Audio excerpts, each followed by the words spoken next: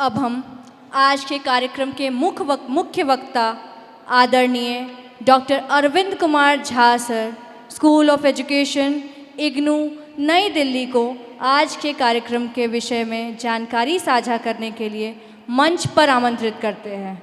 इससे पहले कि मैं अपनी बात आपके समक्ष रखूं,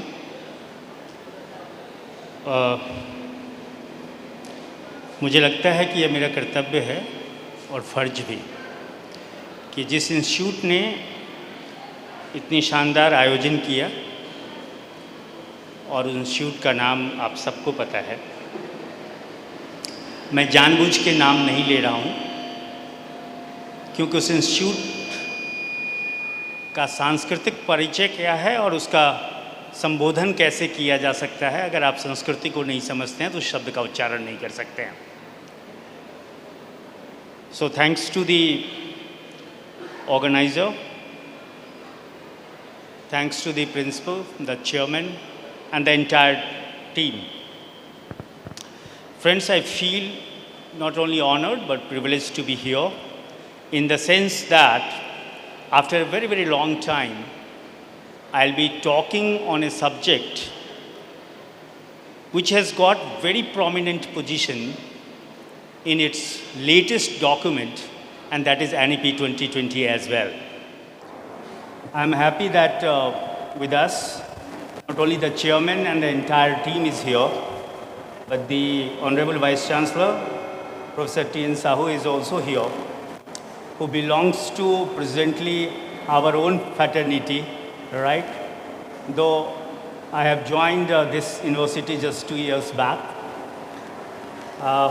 We have with us, perhaps he is the reason this is the second time that I am here.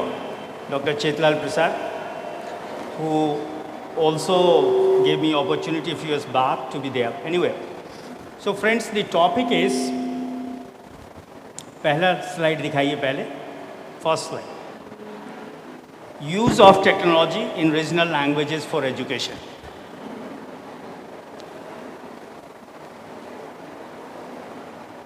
What I'm going to do in coming, I don't know how much time I have, half an hour or 40 minutes, whatever, or 1 hour, whatever.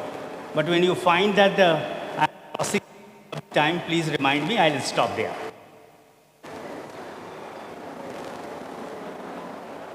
The first, I'll be talking about the language itself, then the importance of regional language, then technology and use of technology in regional languages for education, and in that some questions.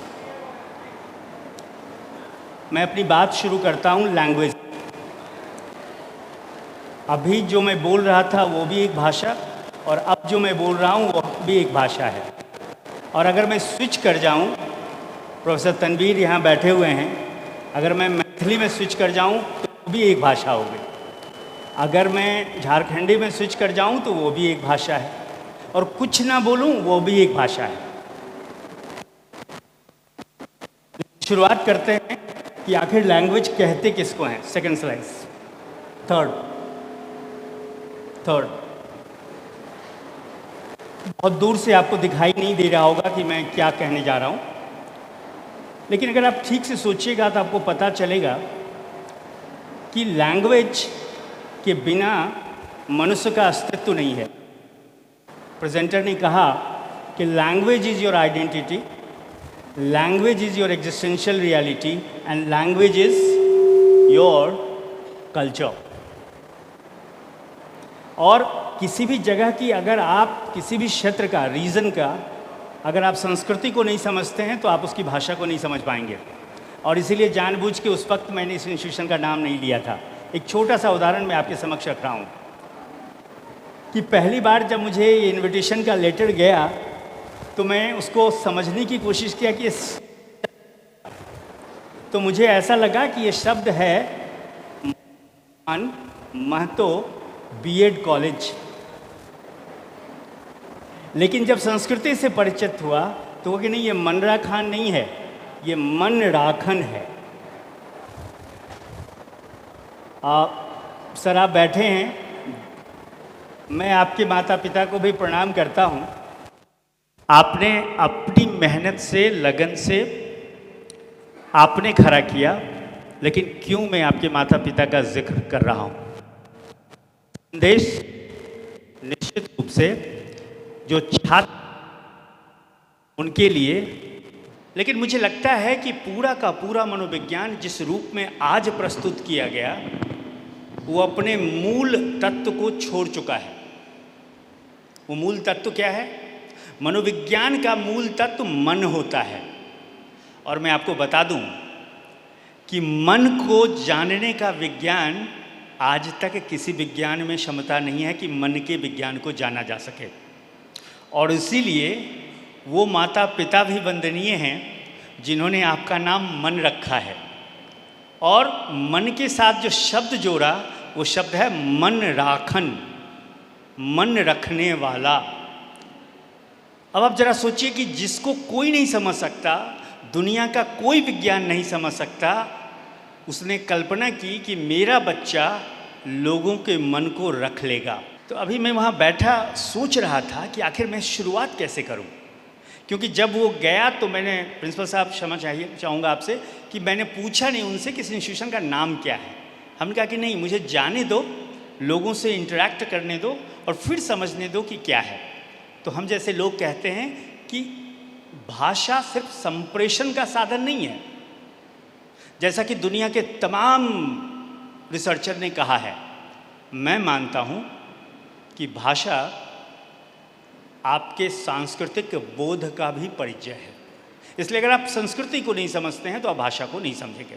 लेकिन since you all are sitting here, I'll share how people have perceived and defined the concept of the language. The first one is, language is the system of communication in speech and writing that is used by people of a particular region. और इसीलिए जब आप झारखंड और रांची आएँ तो आप देखेंगे कि लोग एक दूसरे से जैसे इंटरेक्ट करते हैं, जो बोलते हैं वो पटना से अलग है। आप रांची जब आते हैं तो आपको पता चलेगा कि लोग जिस तरीके से इंटरेक्ट करते हैं और अपने को पेश करते हैं वो दिल्ली से अलग है, या वो त्रिवेंद्रम से अलग है, या वो चेन्नई से अलग है, या वो बेंगलुरु से अलग है, या सबसे अलग है। तो सबसे पहले इंस्टीट्यूशन को बहुत बहुत बधाई, पूरी टीम को बधाई कि उन्होंने ये सोचा कि भले एक दिन के लिए सही हम लोग ये बात करें कि टेक्नोलॉजी का उपयोग रीजनल लैंग्वेज में हो और वो भी शिक्षा के लिए हो। तीनों विषय अपने आप में कॉम्प्लेक्स है। So what is a language for me? Language is the system of sounds and writing that human beings use to express their three things: thoughts, ideas and feelings. And that's why I said, for me, language is not only a mode of communication, it is also a mode to express your thoughts, to conceptualize and construct your ideas, and more importantly, आप किसी से मोहब्बत करें और कहें नहीं कि मैं प्यार करता हूँ तो कभी जान नहीं पाएगा कि हाँ आप उससे प्यार करते हैं। फीलिंग्स, मुझे लगता है कि मनुष्य तब विवश हो गया कि मैं अपनी भावनाओं को कैसे व्यक्त करूं, अपनी भावना को कहूं कैसे, क्योंकि भावना को कहने के लिए एक वो भी मोड था जो आपने नृत्य का मोड देखा, लेकिन हर समय नहीं हो सकता है, बहुत सारे मोड हैं, लेकिन भाषा में शब्दों को लाया गया। इसलिए हाँ, ये सच है कि आज भी मैं ये मानता हूँ उपयुक्त शब्दों का निर्माण नहीं हो पाया है जो सही सही इमोशंस और फीलिंग्स को दूसरे तक पहुंचाया जा सके। जैसे मैं गणित का शिक्षक हूं, चितलाल जी ज़्यादा अच्छे से कोऑर्डिनेट कर पाएंगे क्योंकि वो भी गणित के हैं। मैं गणित का शिक्षक हूं, गणित को पढ़ा है और गणित को पढ़ाता हूं, लेकिन गणित के साथ एक ऐसा संबंध है मेरा, एक ऐसी फीलिंग है जो सिर्फ मैं और सिर्फ गणित के लोग जानते हैं, कोई और नहीं जानता। बताइए उसको कैसे एक्सप्रेस किया जाए। और इसीलिए क्या हुआ, एक वोटिंग हुई कि दुनिया का सबसे खूबसूरत इक्वेशन कौन सा है। बहुत सारे मैथमेटिक्स के इक्वेशंस है, मैथमेटिक्स की पूरी दुनिया इक्वेशन से भरी हुई है, लेकिन सबसे खूबसूरत इक्वेशन क्या है? तो पता है किस व्यक्ति का नाम आया? आयलर्स। e⁻i⁻ + 1 = 0। जो वोटिंग हुई उसको माना जाता है सबसे खूबसूरत है। दूसरा और उदाहरण देता हूं, समकोण त्रिभुज को सबने देखा, लेकिन जिस भाव के साथ पाइथागोरस ने देखा किसी और ने नहीं देखा। और इसीलिए एक ऐसे सिद्धांत को वो जन्म देता है जो उससे पहले किसी गणितज्ञ और ज्यामितज्ञ ने नहीं किया। फिर भी अगर आप मुझसे पूछें what is the simplest way to define language, for me the simplest way to define a language is language as a system of communication used by humans. ये सबसे साधारण है। Languages can be spoken, it is a sign language and some have written form way। आज भी लोग मानते हैं कि दुनिया में कम से कम 25,000 ऐसी साइन लैंग्वेजेस हैं जिसका अपना लिपि नहीं है, जो लिखा नहीं जा सकता है सिर्फ, और जिसको बोला भी नहीं जा सकता है, जिसका सिर्फ कम्युनिकेशन साइन के माध्यम से होता है। 2 साल पहले ज़रावा ट्राइब को देखने के लिए मुझे अंडमान निकोबार जाने का मौका मिला। तो मैं समझने की कोशिश करता था कि जो माना जाता है कि अफ्रीका के एक छोटे से पार्ट से निकल के आया और भारत में उसमें जुड़ गया, और आज भी उनकी कोई, वो बोलते नहीं हैं, साइन लैंग्वेजेस में सबसे ज़्यादा प्रयोग करते हैं। खैर, नेक्स्ट स्लाइड प्लीज़। इसलिए मैं कहना चाहता हूँ language is culture and culture is language. भाषा ही संस्कृति है और संस्कृति ही भाषा है। अगर संस्कृति में से भाषा को निकाल दें तो संस्कृति में बच तो जाता है, लेकिन कहने, बताने और किसी और को संप्रेषित करने के लिए कुछ नहीं बचता है। इसलिए भर्तृहरि ऐसे व्यक्ति कहते हैं क्या, सब शब्द ही संसार है। इसलिए आप जो बोलते हैं, मैं जब आज चेयरमैन सर के रूम में गया तो पहले से डॉक्टर रश्मि बैठी थी और ये लोग इंटरेक्ट कर रहे थे। मैं समझने की कोशिश कर रहा था कि जब इन लोगों का इंटरेक्शन चल रहा है तो किन किन वाक्यों और किन किन चीज़ों के इर्द गिर्द चल रहा है, क्योंकि मैं रूमी को भी उतना ही पसंद करता हूँ जो कहता है मौन से बेहतर कोई भाषा नहीं है। और जिस मिट्टी से मैं जहाँ पैदा हुआ उस मिट्टी में कहता है कि मौन रह जाना स्वीकृति का कारण होता है, मौनम स्वीकृति लक्षणम। तो भर्तृहरि ने कहा कि आप जिन शब्दों का प्रयोग करते हैं, जिन वाक्यों को कहते हैं, वही आपका संसार होता है। वहीं सोशियोलॉजिस्ट कहते हैं कि मनुष्य का स्टेटस किस चीज़ से जाना जाता है। तो दुनिया के करीब करीब सभी सोशियोलॉजिस्ट मानते हैं आप पावर नहीं, पोजीशन नहीं, पैसा नहीं, आपकी भाषा आपके स्टेटस को इंगित करता है। और इसलिए देखेंगे कि दुनिया के हर कल्चर में जो एलीट क्लास है वो एक अलग भाषा का प्रयोग करती है। ताज्जुब होगा आपको जान के, या नहीं भी होगा जो लोग अंग्रेजी के शिक्षक होंगे, कि इंग्लिश अंग्रेजों की भाषा नहीं है, वो कुछ और भाषा बोलते थे। लेकिन जैसे जैसे उसका ज़्यादा वर्ग एलीट होता चला गया, उसके बाद वो अंग्रेजी को अपना लिया। अंग्रेजी भारत की भाषा नहीं है, लेकिन आप देखेंगे कि जो बड़ी बड़ी इंस्टीट्यूशंस हैं वो अंग्रेजी भाषा का उपयोग करते हैं। हम जैसे लोगों को दिल्ली विश्वविद्यालय में जब हम पढ़ने गए तो हमें बताया गया कि if your English is not good then you cannot make a mark in the field of education in the world. So you'll have to make yourself understand that you don't know Hindi at all. Start not only writing, speaking and reading in English, but start thinking in English. And this is how our journey started. और इसलिए चूँकि मैं एक educational institution में हूँ, सभी शिक्षकों से, भावी शिक्षकों से कहना चाहूँगा कि आप अपने विषय को समझने की कोशिश करिए, पढ़िए जरूर, लिखिए जरूर, लेकिन शिक्षक का पहला कर्तव्य है कि वो अपनी संप्रेषण शक्ति पे सबसे ज़्यादा काम करें। Work on your communication skill. You will find whenever you are interacting with the people, from science and mathematics, you'll find that good language, right? But no, why it should be like that? If I can understand mathematics so well, why can't I understand language so well? Why can't I express myself so confidently, not only in my discipline, but also in other discipline using any language? Could it be Hindi? Could it be Sanskrit? Could it be English? Could it be Mathli? Or could it be any more? So for me, friends, knowledge of language is the doorway to wisdom. इसलिए कम से कम भारतीयों का एक और वजह है कि विदेशों में जाने के बाद वो बहुत अच्छा करते हैं, क्योंकि वो मल्टीलिंगुअल होते हैं. जैसे मुझे कम से कम 6 से 7 भाषा में मैं इंटरेक्ट कर सकता हूँ. Of course, I write maximum in English. I have written all my books in English. I love to speak in English language since last more than 30 years. But at the same time, when I communicate with my mom and dad, I communicate in Mathli. When I communicate with my wife, I communicate in Hindi. But when I communicate my other keens, then I communicate only in Mathli. Right?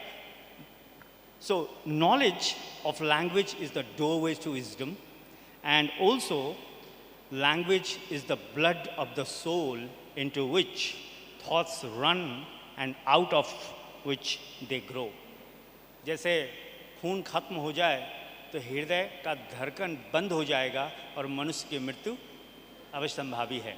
वैसे अगर भाषा नहीं है तो आपके विचारों की उत्पत्ति नहीं होगी. So friends, but at the same time you'll have to accept as a teacher, language is not a genetic gift. It is a social gift. इसलिए कहते हैं जैसा समाज वैसे ही आपकी भाषा. So learning a new language is becoming a member of the club or the community of speakers of that language. यहाँ पे मैं एक बहुत ही फेमस थिंकर हुए हैं जिनका नाम है फेडरिको फेलिनी. आपने नाम सुना होगा. वो कहते हैं a different language is a different vision of life. इसलिए जीवन में अगर एक डिफरेंट विजन आपको चाहिए तो अलग भाषा को भी सीखने की कोशिश करिए और जानने की कम से कम कोशिश करिए, अगर बोल भले ना पाते हो आप. वहीं एक मैथमेटिशियन रहे हैं जिनका नाम है लडविग विटगेनस्टाइन. विटगेनस्टाइन मैथमेटिशियन था लेकिन लैंग्वेज पे एक लेक्चर लिखा और वो कहता है the limits of my language mean the limits of my world. मेरी भाषा अगर संकुचित है, सीमित है, तो मेरा संसार भी सीमित है. बहुत सारे ऐसे लोग हैं जिन्होंने भाषा की महिमा पे बहुत कुछ लिखा है. एक कहता है कि one language sets you in the corridor for life, 2 languages open every door along the way. So, in short, you can say language is the road map of a culture. Friends, अब आते हैं हम regional language के ऊपर. Skip कर दीजिए, regional language की slides दिखा दीजिए. राइट. अब सवाल उठता है कि वाई रीजनल लैंग्वेज. तो अगर आप पॉलिसी के हिसाब से मानेंगे तो आप कहेंगे कि चूंकि NEP 2020 ने कहा है कि भारत में शिक्षा उसकी अपनी क्षेत्रीय भाषाओं में दी जाएगी और दी जानी चाहिए और दिया जाएगा. और इसीलिए आपने देखा मेडिकल, इंजीनियरिंग, लॉ, आर्किटेक्ट सबकी शुरुआत किस में करने की कोशिश की गई? हिंदी में. क्योंकि इंग्लिश एक फॉरेन लैंग्वेज, और अगर अंग्रेजों की कल्चर को हम नहीं समझ सकते तो उसकी भाषा को पूरा नहीं समझ सकते हैं. इसलिए लोग बोलते हैं, इंडियंस इंग्लिश बोलते हैं, लिखते भी हैं, लेकिन उसकी संस्कृति को समझना बड़ा टफ है क्योंकि उसकी संस्कृति से हम अवगत नहीं होते हैं. तो जेफरी विलियम्स ने कहा you can never understand one language until you understand at least 2.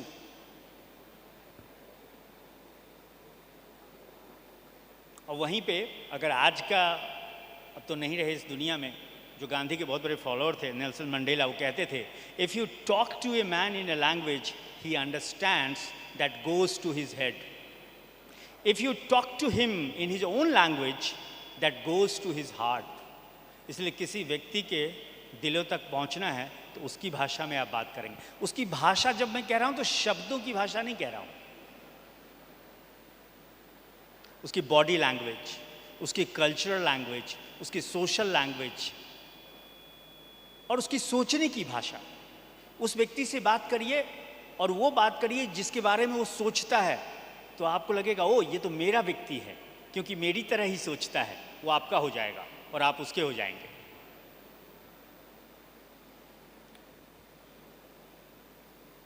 अब सवाल उठता है कि क्यों रीजनल, एक आप कह सकते हैं एनईपी 2020 कह रहा है, दूसरा क्या कारण है? देखिए, हम लोग एजुकेशन के लोग सिर्फ साइकोलॉजी से सीखने की कोशिश करते हैं, नहीं, फिलॉसफी से सोचने की कोशिश करते हैं, हम सोशियोलॉजी से, हिस्ट्री से, और विषय तो हैं ही, लेकिन हम कभी मार्केट से नहीं सोचने की कोशिश करते हैं। आपने देखा कि दुनिया की जितनी एडवर्टीजमेंट हैं, पहले इंग्लिश और बाद में हिंदी, लेकिन आज देखिएगा तो एक साथ कम से कम 18 भाषाओं में वो बनाते हैं। क्यों? क्योंकि जब आपकी भाषा में वो आएगा तो आपको ज़्यादा अपील करेगा। So because language is culture and culture is language and therefore education should be in the regional language. So a special kind of beauty exist which is born in language, of language and for language. और ये एक बहुत बड़े thinker हुए हैं जिसका नाम है गैस्टन बैकलर्ड, उन्होंने इस बात को कहा है। अब मैं आप पे छोड़ता हूँ, नेक्स्ट स्लाइड प्लीज, कि आप कम से कम अभी बैठे बैठे अपने दिमाग में सोच लीजिए कि रीजनल लैंग्वेज में एजुकेशन क्यों होनी चाहिए, क्योंकि वो आपका उत्तर होगा। हम हमेशा किताबों के उत्तर दूसरे को बताते हैं, आपका उत्तर क्या है, आपकी समझ क्या है। वेल, सो आज तक भारत में भले डोमिनेंट लैंग्वेज ये है इन टर्म्स ऑफ पॉपुलेशन, लेकिन हिंदी हमेशा से मार्जिनलाइज्ड लैंग्वेज रही, और दुनिया के सभी रीजनल लैंग्वेजेस हमेशा मार्जिनलाइज्ड रहते हैं। Next slide please, next slide please.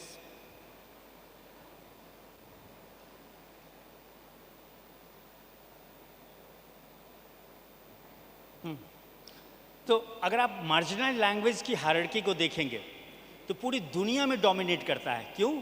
क्योंकि कहते हैं कि ब्रिटिश साम्राज्य का सूरज कभी होता था, जिसको कॉमनवेल्थ नेशंस कहते हैं। तो इंग्लिश ने डोमिनेट किया, और हमेशा मनुष्य डोमिनेंट चीज़ों के साथ रहता है, इसलिए जिसकी सरकार उसकी डोमिनेंस, आप उसके हो जाते हैं। जो भाषा डोमिनेंट, उसके साथ हो जाते हैं। जो विषय डोमिनेंट, आप उसके साथ हो जाते हैं। जो टेक्नोलॉजी डोमिनेंट, आप उसके हो जाते हैं। So English is a dominant language at the national level and the official level, but come to the regional level. अब रांची से गया हुआ कोई व्यक्ति, या लोहरदगा से गया हुआ कोई व्यक्ति, या हजारीबाग से जब दिल्ली में सड़क पे खड़ा होता है या मॉल में होता है, और वो जिस हिंदी का प्रयोग करता है, तो लोग कहते हैं अरे ये कैसे बोल रहे हैं। बोल वो भी हिंदी रहा है, क्योंकि वो मार्जिनलाइजेशन पे है उनके हिसाब से, वो मेन स्ट्रीम की भाषा नहीं है। सो रीजनल लैंग्वेजेस, जिसको लिंग्वा फ्रैंका भी कहा गया है। फिर डोमिनेंट लैंग्वेज। अच्छा, कुछ प्रॉब्लम है, नेक्स्ट स्लाइड कर दीजिए आप, नेक्स्ट स्लाइड कर दीजिए। नहीं नहीं नहीं नहीं नहीं नहीं, go back go back go back go back ना, हाँ यहीं रुकिए। और लास्ट में आता है नॉन डोमिनेंट लैंग्वेज। जो बोलियां जितनी हैं संसार में, वो सब नॉन डोमिनेंट है, और भाषा वर्चस्व का साधन होता है। मैं आपको बता दूं, जिसका वर्चस्व वो भाषा आप पे थोपी जाएगी। जैसे कक्षाओं में क्यों हिंदी हो,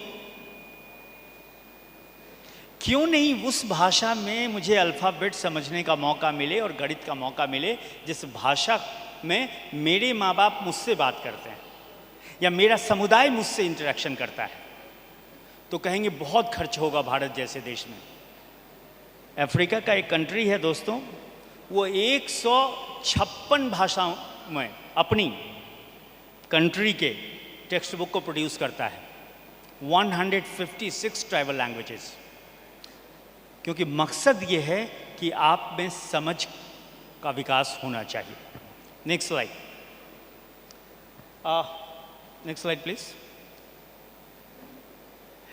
सो बेनिफिट्स ऑफ लैंग्वेज लर्निंग, मैं बहुत कुछ नहीं बता रहा हूँ, जो कुछ मैंने कहा उसकी ये समरी है कि माना जाता है कि आपका ब्रेन अगर विकसित नहीं होगा अगर आप अपनी भाषा में नहीं पढ़ेंगे लिखेंगे।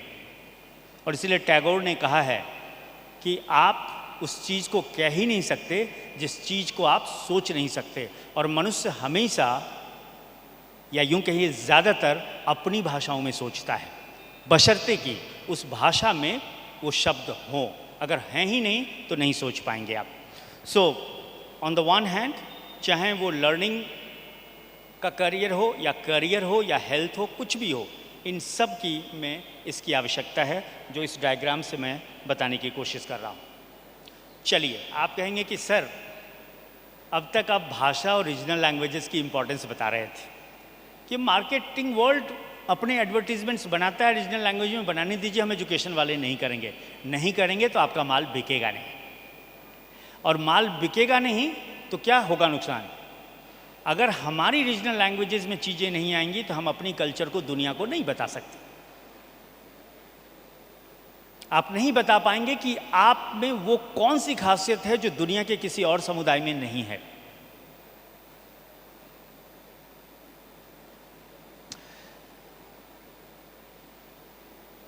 दूसरी बात, आप सबको पता होगा कि संसार का सबसे पहला मशीन कौन है? कोई व्यक्ति आप में से बताएगा संसार का सबसे पहला मशीन क्या है, सबसे पहली टेक्नोलॉजी क्या है?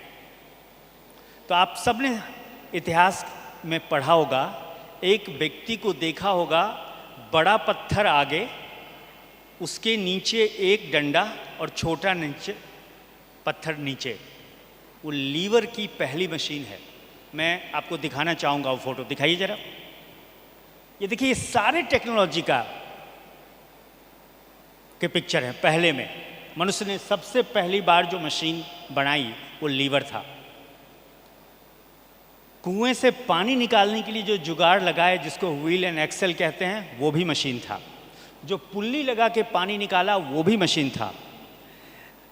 जैसे अब कल्पना करिए कि नीचे कोई सामान रखा हुआ है और इस छत के उस ऊपर तक कोई सामान लाना है, सीढ़ी नहीं है आपके पास, आप कैसे लाएंगे?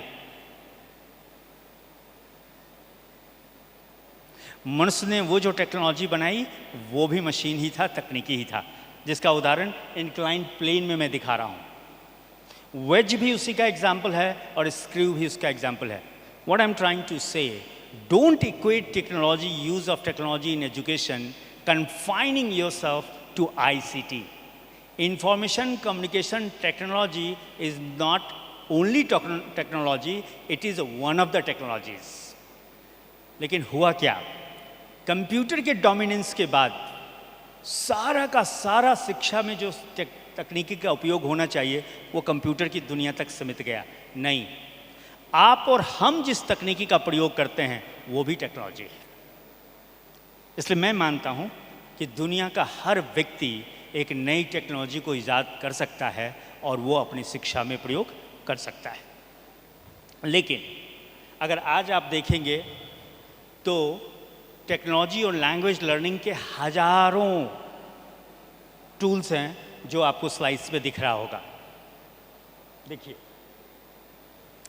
हमारे ज़माने में जब टेक्नोलॉजी था तो उसमें प्रोजेक्टर रखा होता था, एपिडास्कोप रखा होता था, कैलेडोस्कोप रखा होता था। अब सब कुछ एक कंप्यूटर पे छिप गया। लेकिन भाषा को सीखने के लिए आज इतनी सारी चीज़ें हैं। हमेशा शिक्षक एक शिकायत करते हैं कि हमारे छात्र लिख नहीं सकते हैं। कैसे लिखेगा? क्योंकि ज़्यादातर वो किन शब्दों को पढ़ता है जो टेक्नोलॉजी की दुनिया में है। इसलिए बिकॉज को वो BCZ लिखता है, प्लीज़ को PLZ लिखता है, टेक केयर को TC लिखता है। उसकी कोई गलती नहीं है। मैं शिक्षकों से कहना चाहूँगा, ये मान लीजिए उसकी कोई गलती नहीं है, क्योंकि वो जिस संसार में रहेगा उसी संसार की भाषा को तो जानेगा। I am speaking this kind of language because in the world in which I dwell in, there this kind of language is spoken. You put me in a different world where a different kind of language is spoken, there is a probability I'll switch over to that language. I remember 40 years back when I was in Bihar, my tone and texture was completely as Biharis used to speak in Hindi. But in last 40 years, when I shifted myself from Bihar to Delhi, my language is changed. And that happens. तो जब आप तकनीकी के संसार में आपका student जिन शब्दों का प्रयोग करता है, जिन वाक्यों का प्रयोग करता है, वही तो उसकी भाषा बनेगी। चाहे वो गूगल की भाषा हो, चाहे स्काइप की भाषा हो, चाहे वो फेसबुक की भाषा हो, चाहे याहू की भाषा हो, चाहे किसी की भाषा हो। इवान शिरिल ने 2010 में एक पब्लिश किया था वर्क, तो इवान शिरिल ने इस बात को साफ कहा था। आगे बढ़ते हैं। So what are the benefits of making technology available in regional language? अगर हमारी क्षेत्रीय भाषा में तकनीकी अवेलेबिलिटी हो जाए तो क्या फ़ायदा होगा? याद करिए, जब गूगल ने अपना सफ़र शुरू किया, या माइक्रोसॉफ्ट ने अपना सफ़र शुरू किया, या सत्यम ने अपना सफ़र शुरू किया, या विप्रो ने अपना सफ़र शुरू किया, सबकी भाषा क्या थी? इंग्लिश। आज अरेबियन भी है, हिंदी भी है, और इंडिया में ही सभी रीजनल लैंग्वेजेस हैं। बांग्ला भी है, असमीज़ भी है, तेलुगु भी है, मलयाली भी है, तमिल भी है, सारी हैं। तो क्या बेनिफिट होगा? तो उसके लिए बताया गया, नेक्स्ट स्लाइड प्लीज। नंबर 1, पहली बात, सोर्स ऑफ नॉलेज बढ़ेंगे, and it will serve as a source of knowledge to the less privileged. भाई जो फीस दे सकता होगा वही तो इस इंस्टीट्यूशन में पढ़ने आया होगा। जो फीस नहीं दे सकता है वो पढ़ने नहीं आएगा। वो दूसरी बात है कि एडमिशन लेने के बाद इसके चेयरमैन उसकी फीस को माफ़ कर दें, नहीं, वो दूसरी बात है। लेकिन जो नहीं फीस दे सकता है वो स्कूल तो नहीं जा सकता। नहीं जा सकता तो प्रिविलेज नहीं है, वो लेस प्रिविलेज्ड है। लेकिन रीजनल लैंग्वेजेज में चीज़ें हो जाएंगी तो लेस प्रिविलेज के पास भी एक सोर्स ऑफ नॉलेज होगा। This is the first benefit. What is the second benefit? Second benefit में कहते हैं कि access to books and libraries in their own languages. For example, अगर ट्रैक्टस को हिंदी में ना लिखा जाए तो कम से कम दुनिया की सबसे बड़ी डेमोक्रेटिक कंट्री कहलाने वाली 90% पॉपुलेशन उसको नहीं समझ सकती है।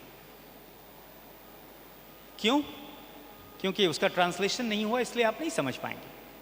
तीसरी बात, फिर आपका ग्रोथ नहीं होगा।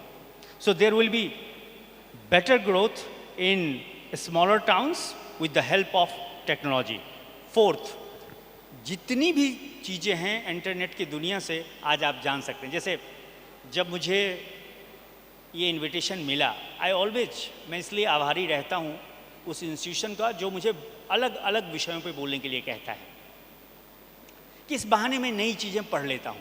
सो आई स्टार्टेड डूइंग रिसर्च कि लैंग्वेज के बारे में थिंकर्स ने और थियरीज में क्या कहा गया है, फिर अपने दिमाग भी लगाता हूँ।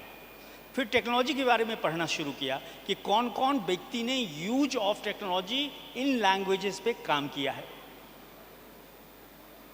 आपको पता होगा अब इस दुनिया में वो नहीं है। आप में से बहुत सारे लोग, खासकर साइंस के लोग, स्टीफन हॉकिंग्स का नाम सुना होगा। उनकी एक किताब है ब्रीफ हिस्ट्री ऑफ टाइम, और उस ब्रीफ हिस्ट्री ऑफ टाइम में वो व्यक्ति को एक ऐसा बीमारी था कि वो बोल नहीं सकता था। आपको ताज्जुब होगा, फिर भी वो जाता था हम जैसे और आप जैसे बन के, कभी मुंबई, कभी दिल्ली, कभी पेरिस, कभी जर्मनी, कभी फ्रांस लेक्चर देने के लिए। कैसे बोलता था? वो जिस स्पीच सिंथेसाइजर का प्रयोग करता था वो टेक्नोलॉजी की देन थे, और भारतीय इंजीनियर्स ने उसको तैयार किया था। क्यों? क्योंकि हम उस सभ्यता और संस्कृति में जीते हैं जिसकी लैंग्वेज को मदर ऑफ ऑल लैंग्वेजेस कहा जाता है, और वो संस्कृत है। इसलिए स्टीफन हॉकिंग्स जो बोलते थे उसके लिए भी टेक्नोलॉजी का प्रयोग होता था। Next slide please. Now technology in education. So today what happens? Online resources and platforms for educational technology हैं आपके पास, नहीं? Professional development for teachers in educational technology भी है आपके पास। Technological tools for educators and students भी है आपके पास। The impact of technology on student के बारे में भी आपके पास जानकारी है। और अभी कुछ दिन पहले 21st सेंचुरी में टेक्नोलॉजी की जो ग्रोइंग यूज़ है उस पर एक रिसर्च पब्लिश हुआ है और उसमें वो कहा कि what is the growing use of technology in 21st century education. So first, communication and collaboration के लिए टेक्नोलॉजी प्रयोग हो रहा है, पर्सनलाइज्ड लर्निंग के लिए टेक्नोलॉजी का प्रयोग हो रहा है, बूस्ट क्यूरोसिटी एंड इंटरेस्ट के लिए हो रहा है, एफिशिएंसी एंड प्रोडक्टिविटी के लिए हो रहा है, ट्रांसफॉर्म्ड क्लासरूम एक्सपीरियंस के लिए हो रहा है, future academic and professional experiences के लिए हो रहा है। वाइस चांसलर सर बैठे हैं, हम और सर जब अपना ओरिएंटेशन और रिफ्रेशर कोर्स हमने जब करियर शुरुआत की होगी तो 30 साल पहले की बात बता रहा हूँ, ऑलमोस्ट 3 डिकेड से मैं इस प्रोफेशन में हूँ। तो हम लोग जाते थे फिजिकली ओरिएंटेशन कोर्स करने के लिए। मैंने ज़्यादातर अपने orientation course Kurukshetra, AMU, Jamia, JNU इन जगहों पे किया। अब आज देखिए, आप अपने घर में बैठे हैं। परसों भी मैं JNU को एक लेक्चर दिया जिसमें स्किल डेवलपमेंट पे था और मैं भी अपने घर में बैठा था और सरकार ने तो कह दिया कि नहीं, अब फिजिकल जाने की ज़रूरत ही नहीं है, अब आप घर बैठे विद्वानी के लेक्चर को सुन लीजिए और वो हो गया। हालांकि मैं उसको सही नहीं मानता हूँ, क्यों और कैसे वो बाद में बताऊँगा। और जो मोस्ट इम्पॉर्टेंट 21st सेंचुरी में टेक्नोलॉजी इन एजुकेशन भी बात की गई, वो कहा गया enabling students to become global citizens. So today if I want to understand the culture of, say for example Paris, I can have the access to that, right? At least 50% I can understand without traveling to that. Fine. मैंने एक बात आपसे कही थी कि learning from एड world, education के लोगों को अपने एडवर्टीजमेंट वर्ल्ड से बहुत कुछ सीखने की ज़रूरत है, क्योंकि एड वर्ल्ड सबसे ज़्यादा अभी टेक्नोलॉजी का उपयोग कर रहा है मनोरंजन के लिए, तो एजुकेशन के लिए भी हम उसका उपयोग कर सकते हैं। और वही ये मैं दिखाने की कोशिश कर रहा था आपको कि आज ऑनलाइन एडवर्टीजमेंट है, इसलिए आप एक छोटा सा ऐप बनाते हैं, वो ऐप लिस्टिंग होती है और आपकी इनकम करोड़ों में हो जाती है। जो व्यक्ति कुछ नहीं करता वो अपना YouTube चैनल खोलता है और पूरे भारत में जहाँ पे जो भोजन मिल रहा है वहाँ पहुँचता है और उसी से लाखों रुपए कमा रहा है। हम एजुकेशन के लोग अभी भी उतने इनोवेटिव नहीं हैं। सो एड वर्ल्ड से हमें बहुत कुछ सीखने की आवश्यकता है। देन थोड़ा सा थियरी में चलते हैं 5 मिनट के लिए। Linguistic assets of technology mediated teaching learning. आज कमाल के, जब सर ने सोचा होगा कि बीएड कॉलेज लेना है तो इंस्पेक्शन पे जो लोग आए होंगे वो कहोगे कि लैंग्वेज लैब दिखाओ, और लैंग्वेज लैब बनाया होगा इन्होंने। क्यों कहा जाता है लैंग्वेज लैब? जैसे देखिए, हर शब्द का अपना एक सिर्फ अर्थ नहीं होता, उसका अपना अस्तित्व और उसकी अपनी संस्कृति है। आप बोलिए शाम और आप बोलिए शाम, दोनों में फर्क है। आप बोलिए परिणाम और आप बोलिए परिणाम, दोनों में फर्क है। आप बोलिए वीणा और आप बोलिए बीना, फर्क है। तो मनुष्य ठीक ठीक बोले, ठीक से शब्दों का उच्चारण करे, उसका असर ऑडियंस पे, सामने वाले पे बिल्कुल डिफरेंट होता है। और इसीलिए आज कम्युनिकेशन टेक्नोलॉजी की बात की जाती है। Next slide please. लेकिन आपको सावधान रहना पड़ेगा। जैसे मैं अपने रिसर्चर को साफ कहता हूं कि गूगल की दुनिया के कंटेंट को रिसर्च का माध्यम कभी मत बनाओ। क्यों? क्योंकि गूगल पे जो कुछ है वो कोई भी व्यक्ति कुछ लिख देता है।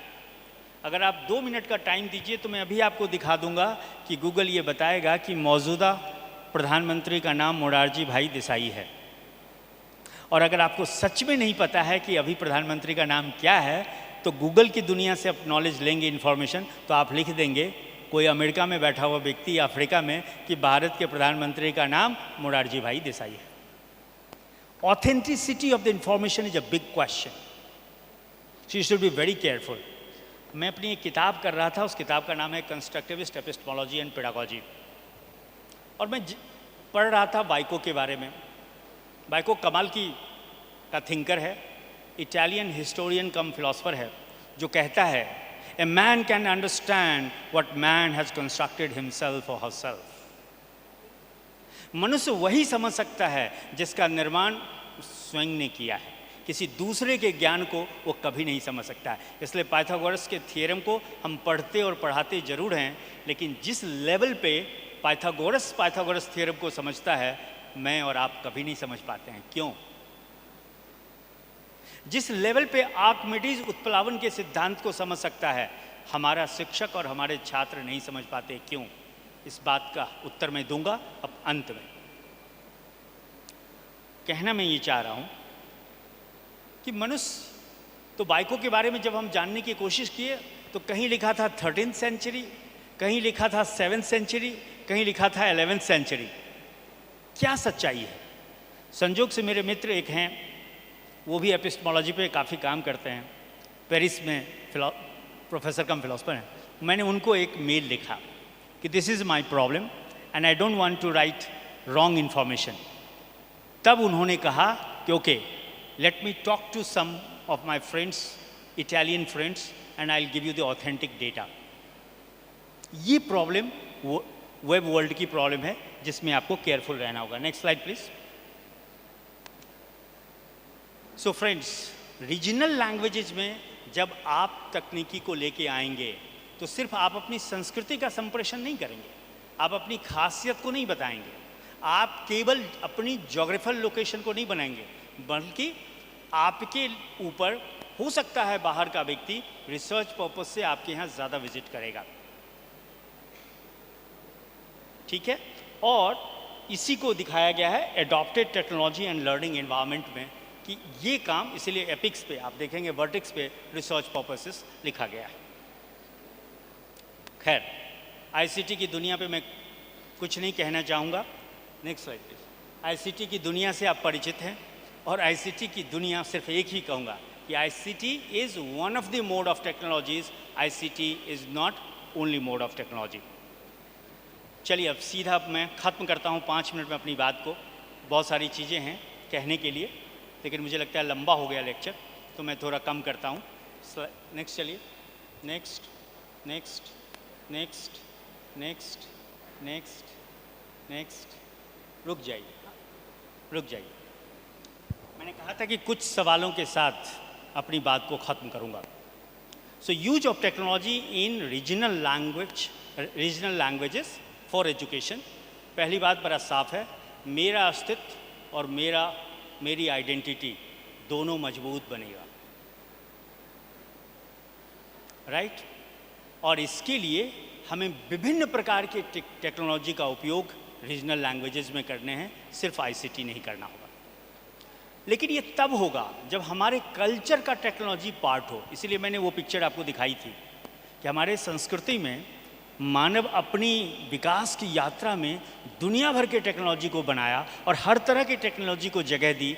आज एजुकेशन में दुर्भाग्य से केवल आईसीटी को ही टेक्नोलॉजी माना जाता है। सो कल्चर एज टेक्नोलॉजी के बारे में हमें सोचना पड़ेगा। I repeat, culture as technology. Second, relationship as technology. आप सबने देखा कोविड-19 पैंडेमिक में क्या हुआ था। मनुष्य विवश हुआ कि कम से कम मनुष्य मिले मुझे। मनुष्य को मनुष्य बन के रहने के लिए मनुष्य चाहिए।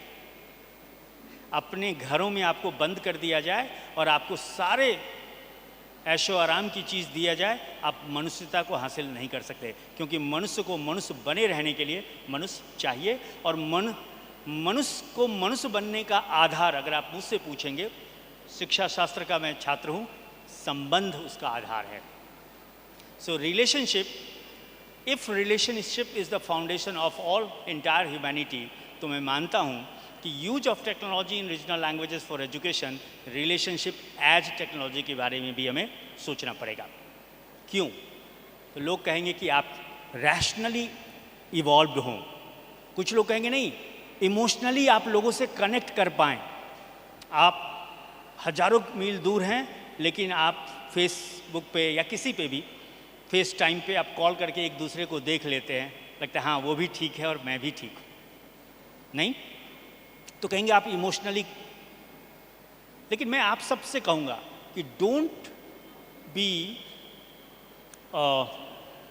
don't fall yourself in the false net of binaries of rationality and emotionality.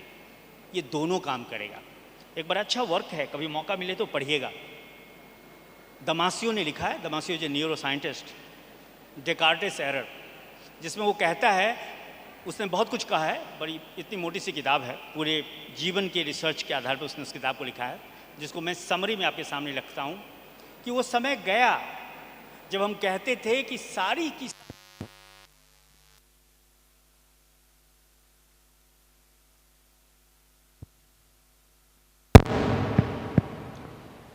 सारी educational institutions rational faculty development के लिए काम करता है. No, it has nothing to do with emotionality. But I say and I say prominently that no rationality is possible without emotionality and no emotionality is possible without rationality. मेरी बात पे अगर आपको यकीन ना हो तो इसीलिए मैंने दमासियो का नाम लिया. दमासियो की एक बड़ी फेमस किताब है, जरूर पढ़िएगा. So relational rationality is going to be the key. Last but not the least, becoming से बीइंग की यात्रा और बीइंग से बिकमिंग की यात्रा में भी हमारी भाषा और भाषा में तकनीकी हमें मदद करेगा. क्योंकि मैं जो कुछ भी हूँ वो मैं अपनी संसार की वजह से हूँ. हमेशा कहता हूँ मैं कि संसार में आप 3 आइडेंटिटी से जीते हैं. एक, जो दुनिया आपको परसीव करती है. दूसरी, जो आप अपनी आइडेंटिटी दुनिया के सामने रखते हैं. और तीसरी आइडेंटिटी जिस तक पहुँच सिर्फ और सिर्फ आपकी है, आपकी खुदा का भी नहीं है, वो आप जो स्वयं के लिए होते हैं. So you always live with 3 multiple identities, and that's why it's a very important to understand the concept of being and becoming, right? क्या हमारी रीजनल लैंग्वेजेस और टेक्नोलॉजी का मिश्रण हमें इसमें मदद करेगा? और अंत में rational and emotional being and most importantly relational being. With this, I thank you so much for giving me this opportunity to be here and to share my understanding on the topic use of technology in regional languages for education, right? Thank you so much.